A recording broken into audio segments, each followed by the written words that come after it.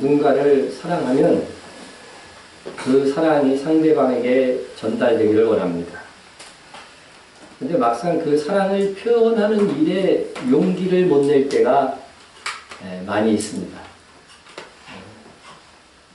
저같이 극 A형은 더 그렇습니다.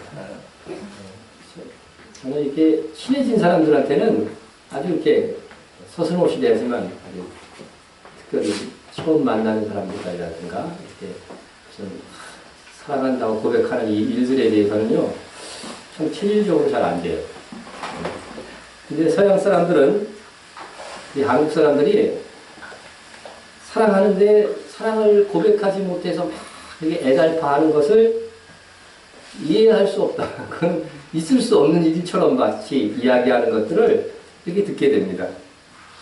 아니, 사랑하면 사랑한다고 말해야지 왜 사랑하는데 왜 표현을 못하냐? 말도 안 된다. 이런 식의 이야기죠. 정말 이것이야말로 문화의 차이다 생각이 됩니다. 오늘날 이 젊은이들은 이제 많이 좀 달라지긴 했죠. 달라지긴 했지만 한국인은 한국인이에요. 속으로 좋아하지만 겉으로는 평생 동안 좋아한다는 말 한마디 못하고 지나가는 사람들이 이 한국 문화 속에는 그래도 상당히 있다는 것이죠. TV는 사랑을 싣고 그 프로 보신 적 있는 분? 그게 보니까요, 아직도 하더라고요. 아직도 해요. 네, 그래서 찾아보니까 이 옛날에 좋아했던 사람들을 찾는 거, 그죠? 뭐 고마웠던 분이나 이런 거 찾는 건데, 한번 나가고 싶죠, 그런데. 근데 많은 경우, 내가 옛날에 너무 사랑해서, 어린 시절에 너무 좋아해서, 뭐 이렇게 찾은 거예요. 찾았는데, 상당히 많은 경우가 상대방은 몰랐다는 거예요. 저 사람이 나를 사랑하는지 그동안 몰랐다는 거죠. 근데 한쪽은 너무 사랑해서 이렇게 성장해서 어른이 되어서도 막 기억하고 있는 거죠. 네, 왜 이런 일이 발생할까요? 사랑했음에도 불구하고 알리지 않았기 때문이죠. 네. 그리고 사랑은 머물러 있을 때에, 이 안에서 머물러 있을 때에는 그냥 내 안에서의 사랑이지 이게 힘을 발휘하지 못한다는 거죠. 네? 그래서 사랑은 내게서 흘러서 다른 사람에게 갈 때 비로소 역사가 일어나는 것이죠. 네? 짝사랑해갖고 결혼하는 거 봤어요? 나 혼자만 속으로 좋아 미치겠어. 근데 결혼이 됐어. 그런 일은 발생하지 않습니다. 네? 이 짝사랑에서 이제 흘러가야죠. 사랑의 표현이 되고 저쪽에서 뭐 반대하든지 받아들이든지 해야 되는 것이죠. 네? 자, 그래서 전달될 때만 사랑의 열매가 맺힌다는 것. 오늘 본문 속에서 바울은 자기의 사랑을 결코 감추지 않았습니다. 오히려 자기가 빌립보 성도들을 얼마나 사모하고 있는지 알리기 위해서 아주 맹세하듯이 절절히 말하고 있습니다. 바울은 막 증인까지 들먹이면서 자기 사랑이 얼마나 진실한 것인가 막 이걸 증명하고자 했던 것이죠. 바울이 이 빌립보 성도들에게 자기의 사랑의 진실함을 알리기 위해서 내세운 증인이 누굽니까? 오늘 본문 보면 증인이 있다고 그래서 증인. 증인이 하나님이라는 거죠. 하나님. 증인이라고 하는 것은 보통 법정에서 자신이 목격한 행동이나 사건을 보는 그대로 과감없이 그죠? 증언하는 사람을 증인이라고 합니다. 그런데 바울이 사람이 아닌 하나님을 증인으로 내세우고 있습니다.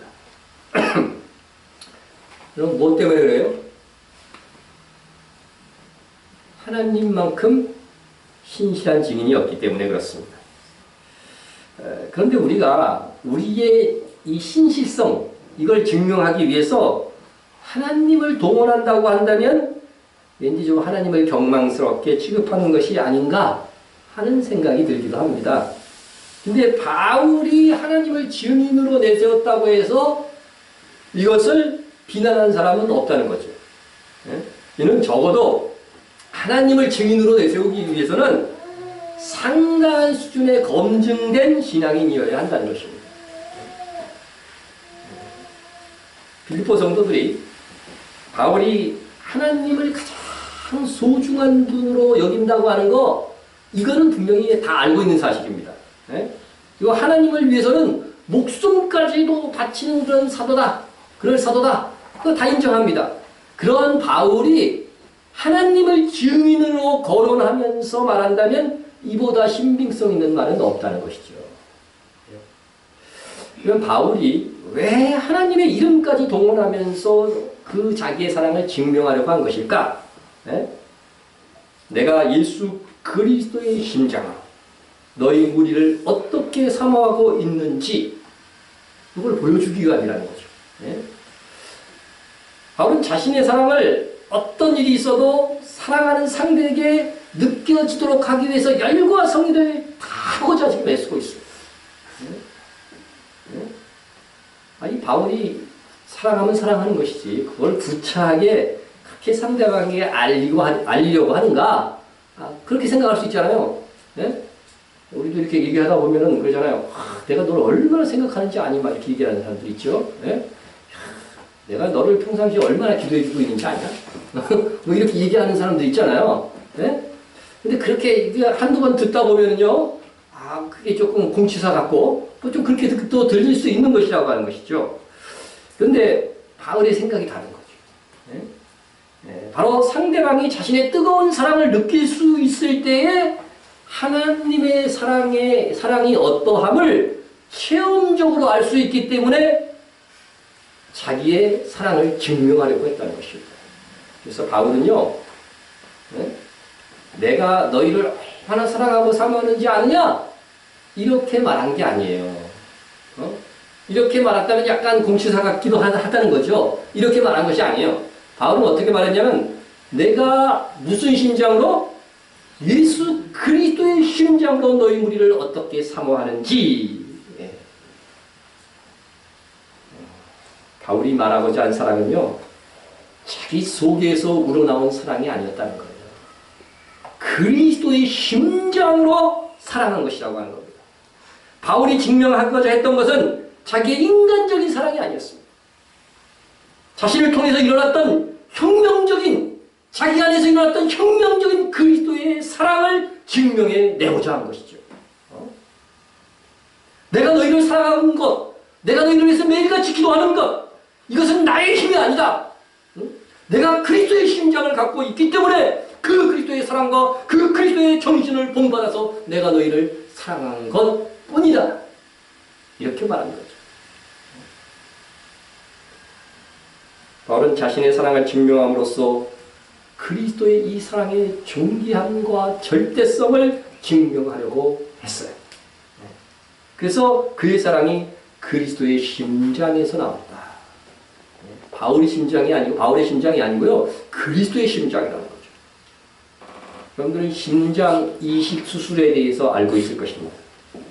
고대에서 심장이라고 하는 것은요, 우리 여기 가슴에 있는 이 심장을 꼭 의미하는 건 아니었대요, 사실은. 근데 속에 있는 장기 전체를 이렇게 의미할 때 그냥 심장이라고 했다고 하는 것이죠. 어쨌든 오늘날도 이 심장에서 피를 생산해내고 피를 계속 걸러내고 하는 장소로서 인간 생명을 유지하는 가장 중요한 장기입니다. 그렇죠? 이 사람의 죽음을 표현하는 것 중에 뇌사가 있고 심장사가 있죠. 그죠? 뇌가 죽어도 이 뇌세포가 살아나지 않는다는 거예요. 그래서 살아나는 적은 없다는 거죠. 그런데 그러면 그 뇌사자는 거죠. 그래도 살아있는 사람들이 있죠. 뇌는 죽었는데 어디가 안 죽었어요? 심장이 안 죽었어요. 그런데 살아있는 거예요. 네? 호흡은 해요. 아무 생각도 못하지만. 그런데 심장은 죽었는데 뇌가 살아있는 사람이 있나요? 그러니까 인간의 죽음의 최종적인 것은 이 심장이라고 하는 거죠. 그런데 현대의학에 있어서 이 심장 이식이 가능해졌습니다. 그래서 내 심장이 못 쓰게 되었을 때는 내가 아닌 다른 사람의 심장을 이식받는 경우들이 있다는 거죠. 드라마의 그 주제 중에 단골 메뉴 중에 하나가 이게 있어요. 예? 심장 이식 수술을 받았어요. 심장이 안 좋아서 심장 이식 수술을 받았는데 이렇게 어떻게 살다 보니까 심장 이식 수술을 해준 사람과 관계된 사람을 이렇게 만났는데, 심장 이식을 해준 사람이 사랑했던 사람에게 뭘 느껴요? 사랑을 느끼는 거야. 그래서 사랑하게 되고, 그래서 결혼하게 됐다 하는 것이 종종 나오는 뭐 영화에도 그런 영화들이 있고 드라마도 그런 드라마가 있습니다. 여러분 그런 거 잘 안 보니까 잘 모르죠? 그런 게 있어요. 놀랍게도 바울은 그런 현대 드라마와 같은 이야기를 하고 있어요. 마치 오늘날 와서야 가능했던 심장 수술이 이식 수술을 알게라도 하냐 자신이 그리스도의 심장을 이식받았다는 거죠. 물론 여기서 말하는 것은 진짜 심장은 아니죠. 영적인 것이죠. 어쨌든 바울의 요지는 자기의 심장으로는요 참사랑을 할 수 없음을 말한 것입니다. 우리가 인내하면서 어떤 조건 속에서도 다 사랑할 수 있는 힘이 없습니다.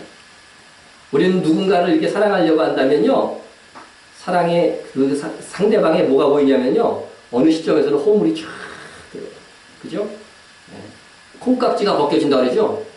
벗겨지기 시작하면 그 사람의 허물이 샥 들어오고 그것이 나를 찌릅니다. 이해 못하는 상대방의 행동에 있어서 여러분은 만신창이가 될지도 모릅니다. 여러분 주변에 있는 사람들 하나 한 사람씩 생각해 보세요. 옛날에 저희 어머니가 그러더라고요. 요람을 이렇게 탁 보면은요, 막 천명성도 같이 쫙 있어요. 그러면은 한 사람 한 사람들이 생각해 본다는 거죠. 요 사람은 이게 좋은데 저건 안 좋고, 요 사람은 저건 좋은데 여기 안 좋고, 이렇게 다 따지다 보면 완벽한 사람이 있다 없다? 없더라는 거지, 없더라는 거지. 네? 그래서 참 인간에게 이 허물들이 참 많고 그런 것들 때문에 네? 자기도 사실은 그렇죠. 그 판단하는 우리 자신도 좀 그런 존재죠. 그런 존재이기 때문에 때로는 이 사랑을 굉장히 이어간다고 하는 것이 쉽지 않다는 거죠. 쉽지 않아요. 네. 그래서 사랑의 이 상처를 받아본 사람들은요. 다시 사랑하는데 힘을 내지 못하는 경우들이 참 많이 있습니다. 자, 인간의 어떤 동정심으로 딱 접근했다가 다시 자기의 유익을 따라 사랑을 거두어갈 수밖에 없는 미완성품. 예. 그런데 그리스도의 사랑은 일관되었습니다. 어떤 사람이 결혼을 했는데 갈수록 사랑이 너무 깊어져 계속. 예? 죽을 때는 제일 크게 큰 사랑을 하다가 딱 죽어. 그런 사람 봤어요? 반대죠 대부분. 이딴 많은 사랑을 뭐 당신을 위해서라면 죽을 수도 있어. 이래갖고 이렇게 시작해갖고 나중에는 어떻게 돼요? 정으로 가는 거지 뭐. 집에 들어왔는지 안 들어왔는지 나중에 확인도 안 하고 막 이렇게 되더라는 거죠. 이렇게 되더라고요. 근데 그리스도의 이 사랑은요. 일관된 거 인간된 거. 그 철없는 제자들. 주님이 곧 십자가 져야 되는데 제자들이 그 마지막 십자가 지기 위해서 예루살렘으로 가는 길에 뭐하고 싸웠어요? 네가 크냐 내가 크냐 이거 갖고 싸우고 있는 거예요. 주님은 지금 십자가에 죽을 그 길을 지금 생각하면서 그 길을 가고 있는데 네가 예수님 왕이 되면 내가 제일이야? 아니 웃기지만 내가 제일이야? 이러니까 얼마나 철부지 같아. 근데 이 사건을 경험하신 주님이 주님의 사랑을 이렇게 표현해요. 세상에 있는 자기 사람을 사랑하시되 끝까지 사랑하시니. 여러분이 이 세상에 태어나면요 자기 사람이 있어라. 누구에게나. 그죠? 내게 맡겨진 사람들이 있다는 거죠. 그것이 이제 교회에서도 있을 것이고, 가정은 물론 100%고, 이렇게 있어요. 사랑하되 언제까지? 끝까지 사랑하는 거. 이게 주님이 보여주신 본인 거죠. 그래서 포기하지 않는 사랑의 심장을 가지신 분이 예수님이라는 거죠. 예수님. 이 심장을 갖고 사랑해야 돼요. 우리 교회 홍성철 집사님 보면 이 심장을 좀 가진 것 같아요. 정말 끝까지 사랑하고 저렇게 하면 좀 지칠만도 한데 짜증낼만도 한데 이렇게 사랑하는 걸 보면 참 제가 존경스러워요. 자, 예수님은 심지어 십자가에 자기를 못 박는 사람들을 향해서도 뭐라고 그랬어요? 아버지요, 저들의 죄를 저들에게 돌리지 마옵소서. 죄가 없다는 거 아니잖아요. 부인하는 거 아니잖아요. 하지만 저 죄를 그들에게 돌리지 말라고 하는 것은 누구에게 돌리라는 거예요? 자신에게 돌리라고. 그래서 그들이 나중에 회개할 기회를 마련해 주신 거 아닙니까? 네? 우리가 사랑을 시작할 때 처음에는 사랑의 기쁨 때문에 행복할지 모릅니다. 네? 네? 아마 연애를 해본 경험이 있는 분들은 다 알 것입니다. 그런데 사랑의 기쁨 이면에 서로가 친숙해지면서 얼마나 많은 갈등과 자존심들의 싸움이 일어납니까? 사랑은 그런 쏘는 것들까지도 어떻게 돼요?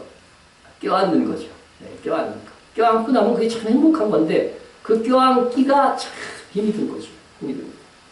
여러분 십자가를 각오하지 않는 사랑은 인간의 심장으로 사랑하는 것뿐입니다. 바울도 빌립보성도 인간의 심장으로 사랑할 수 없었다는 거죠. 자기의 심장으로는 사랑할 수 없었다는 거죠. 그리스도의 심장을 가졌기 때문에 끝까지 포기하지 않는 그런 가시와 철없는 어떻게 해요? 제자들까지 다 포함한 그를 포용한 스포츠 같은 그런 사랑, 그런 심장을 내가 그리스도로부터 의식을 받았기 때문에 내가 너희를 사랑할 수 있노라고 말하고 있는 것입니다. 그래서 참사랑은 그럼에도 불구하고 네. 여러분들이 상대방의 허물을 감싸 안을 각오를 하고서 사랑하고 계십니까? 네? 병이가 이제 연애를 시작해갖고 병이만 고개를 껐던기래요. 철없이. 여러분 쉽게 사랑한다고 말해요. 우리 목사님들이 설교 멘트 중에 이런 게 있어요. 사랑하는 성도 여러분 그러죠? 제가 그렇게 말하는 거 봤어요? 저는 그 말조차도 조금 꺼리는 거예요. 정말 내 양심에 정말 내가 저 사람들을 주님의 심장으로 사랑하고 있는가? 바울처럼 그렇게 고백해야 되는데 너무 그냥 멘트 같은 거죠. 립 서비스 같은 거죠. 네? 그래서 그냥 저는 거의 다 저 한번 여러분 예민하게 안 들어서 모를지 모르지만 그냥 여러분이에요. 나는 여러분. 네, 그러나 정말 사랑하는 성도 여러분 되기 위해서 노력하고 애쓰고 있습니다. 네. 여러분 심장은요 2개를 가지고 살 수 없어요. 그렇죠? 하나의 심장만 가져요. 내 심장으로 살아가든지 그리스도의 심장으로 살아가든지 둘 중에 하나인 거죠. 혹시 심장 2개이신 분 계십니까? 외계인으로 인정하겠습니다. 네. 여러분 그래서 그리스도의 심장으로 너희를 사모한다 이 표현에는요 자신은 이미 죽었다고 하는 거예요. 자신은 이미 죽었다. 바울의 심장은 껍데기만 있고 진짜 자기를 움직이고 있는 분은 그리스도 예수라고 말하는 것입니다. 내가 그리스도와 함께 십자가에 못 박혔나니 그런즉 이제는 내가 산 것이 아니요 오직 내 안에 그리스도께서 사신 것이다. 이제 내가 육체 가운데 사는 것은 나를 사랑하사 나를 위하여 자기 자신을 버리신 하나님의 아들을 믿는 믿음 안에서 사는 것이다. 여러분 이것이 그리스도의 심장을 가졌다고 하는 또 다른 표현인 거죠. 네? 여러분 자기를 죽였습니까? 법적으로는 죽인 거예요. 그런데 어떻게 돼요? 습관적으로 남은 거죠. 습관적으로. 예를 들어서 미국 사람이 한국 사람으로 귀화했어요. 귀화해서 법적으로는 뭐예요? 한국인이죠. 그런데 습관은 뭐가 남아있어요? 문화는? 미국 문화가 남아있는 거죠. 그와 똑같은 거예요. 네? 우리가 법적으로는 칭의, 하나님의 백성 의인이 되었어요. 하지만 그래요? 죄의 속성, 그 옛날 것들이 남아있는 거죠. 이것이 언제 다 없어져요? 주님 오실 때 다 없어져요. 그때까지는 이 질성을 얼마나 짓누르고 의롭게 살아가는가가 우리의 뭐가요? 상급이 된다는 거죠. 그것이 우리에게 아직 질성을 남겨두신 하나님의 이유인 것입니다. 그래서 내가 여전히 살아있는 사람은 사랑한다고 말할 수 없다는 거죠. 이기적인 사랑이죠. 이기적인 사랑.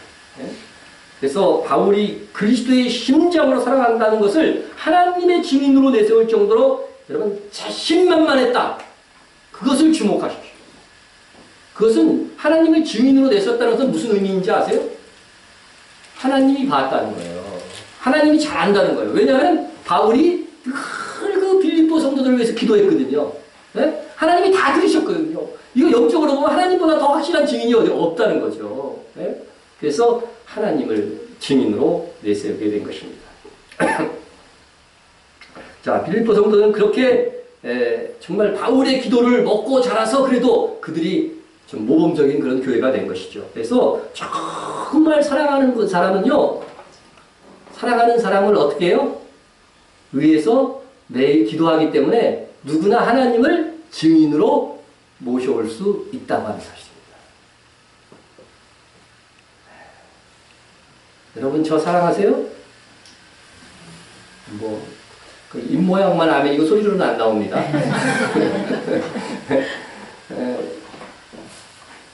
저를 정말로 사랑한다면 매일 저를 위해서 기도하고 계신가요? 오, 예상외로 아멘 소리가 나왔어요. 네. 저를 위해서 한 일주일에 3일 정도만 기도하시는 분은 저를 사랑하는 분으로 인정하겠습니다. 인정하겠습니다.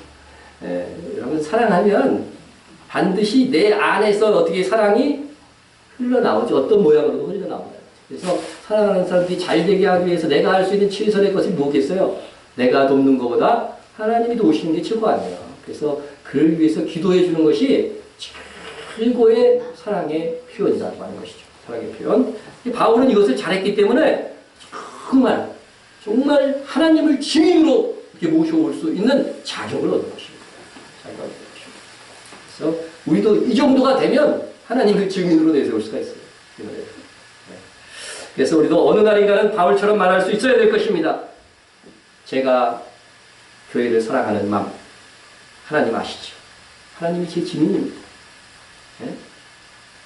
어느 집사님한테도 얘기합니다. 땡땡 집사님, 네? 내가 얼마나 당신을 사랑하는지 하나님이 증인이십니다.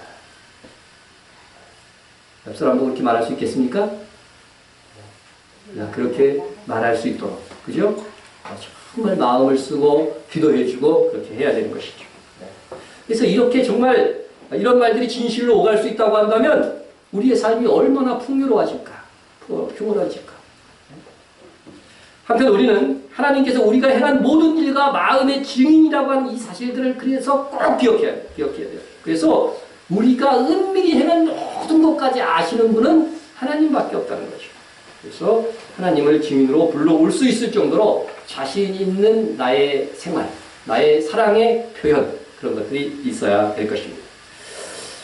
저는 지금 어떤 사람들로부터 사랑을 받고 있습니다. 제가 생각하기에는 여러분들일 수도 있고 또 그분들로부터 가분한 사랑을 받고 있습니다. 저는 그래서 때로 혼자 이렇게 생각하면서 참 감동을 하기도 합니다. 그런데 저는 그 사랑을요, 그분들에게 받은 사랑, 또 여러분들에게 받은 사랑을 하나님의 사랑이라고 여겨집니다. 하나님의 사랑이라고 여겨집니다. 그렇다면 나도 다른 사람을 그렇게 사랑해서 내가 사랑하는 사람들로 하여금 하나님의 참사랑을 느끼게 해주고 싶다고 하는 그런 생각에 이른다는 것입니다.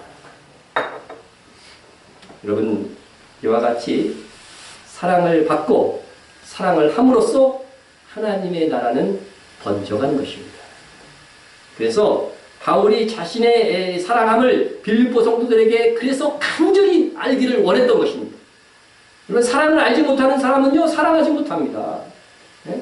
사람은 자신이 배우고 알고 있는 사랑밖에는 못해요.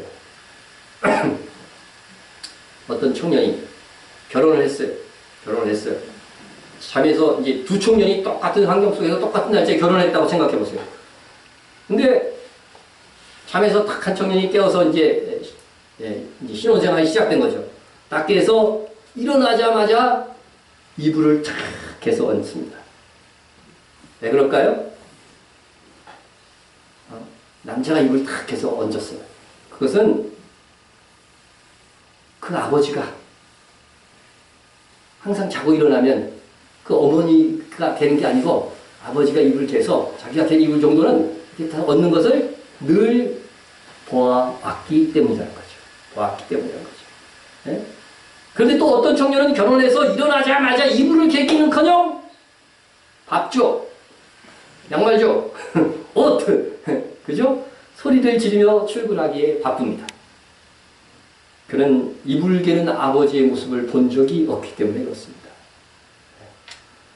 두 청년이 똑같은 사랑을 가졌어도 그 사랑이 다르게 나타나고 다른 영향을 끼칠 수밖에 없다는 거죠. 그래서 사람은 자기가 알고 있고 보아왔던 사랑을 하는 거죠.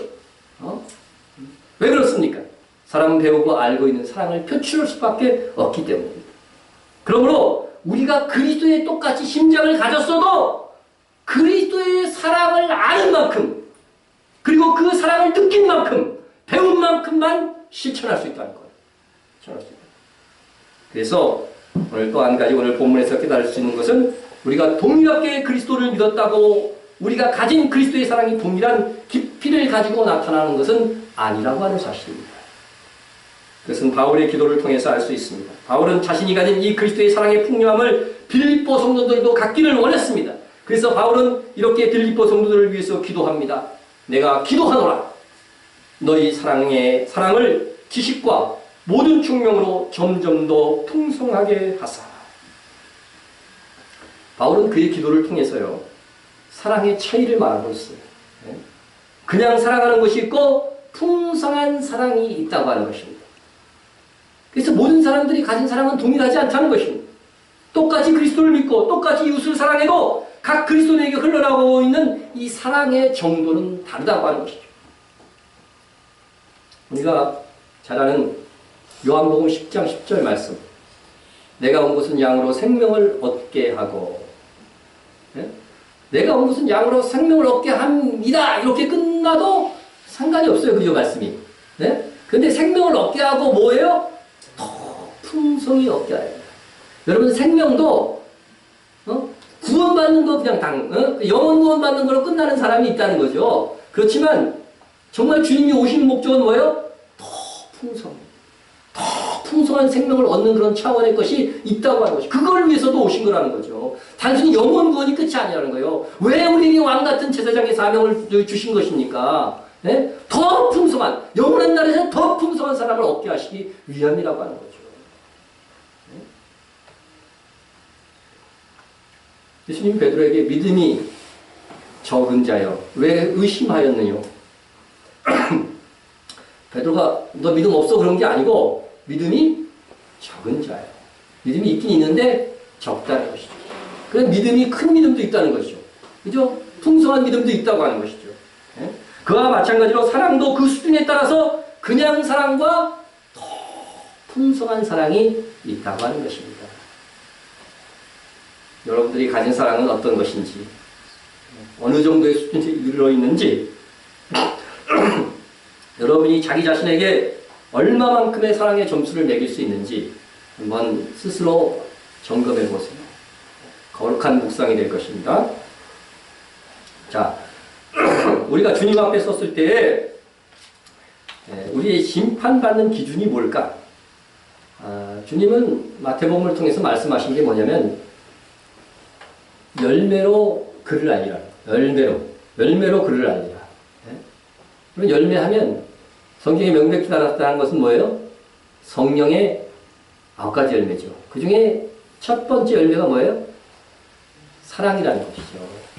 열거된 것 중에 맨 앞에 있는 것은 가장 중요하고 여기서 다른 열매들도 다 나오는 것이다. 그런 의미를 갖고 있는 거예요. 그래서 우리가 가진 이 사랑의 깊이는 인간 그 누구도 알 수 없고 측정할 수도 없지만 정말 지혜에 뛰어나신 하나님은요. 우리의 구원자이신 그분은 우리의 이 사랑의 정도 깊이를요. 정확하게 분별하실 수 있어요. 그래서 하나님은 정말 업신여김을 당하는 분이 아니라고 했잖아요. 그렇죠? 그래서 우리가 가진 것을 정확하게 우리의 가진 사랑을 정확하게 그 열매를 평가하셔서 우리의 영혼의 수준을 결정한다는 겁니다. 그래서 우리가 그리스도의 심장을 가졌더라도 그 사랑을 얼만큼 배웠고 느끼고 알았느냐에 따라서 우리가 사랑할 수 있는 그 역량도 커지는 것입니다. 그러므로 우리가 말씀을 통해서 그리스도의 크기와 넓이를 배우고 그래서 묵상할수록요 우리 내면의 사랑이 점점 커져요. 커집니다. 그리고 그 사랑이 밖으로 실천되어지는 것입니다. 그래서 분명한 것은 우리가 얼마만큼의 사랑의 풍성을 가졌냐에 따라서 우리의 영원한 삶이 결정될 것이다 하는 것입니다. 그러므로 바울이 빌립보 성도들에게 전수하고자 했고 그들이 소유하기를 그토록 원했던 그 풍성한 사랑을 갖는 것은 우리가 삶에 있어서 정말 일생일대의 가장 중요한 사랑입니다. 내가 안 믿는 어떤 사람을 사랑하는 가장 좋은 길은 또 뭐겠어요? 그리스도의 심장을 가졌으면요. 그게 복음을 전하는 게 가장 사랑하는 거예요. 그러니까 모든 것이 실상은 뭐에서 나와요? 이게 사랑에서 나오는 거죠. 사랑에서 나오는 거죠. 네?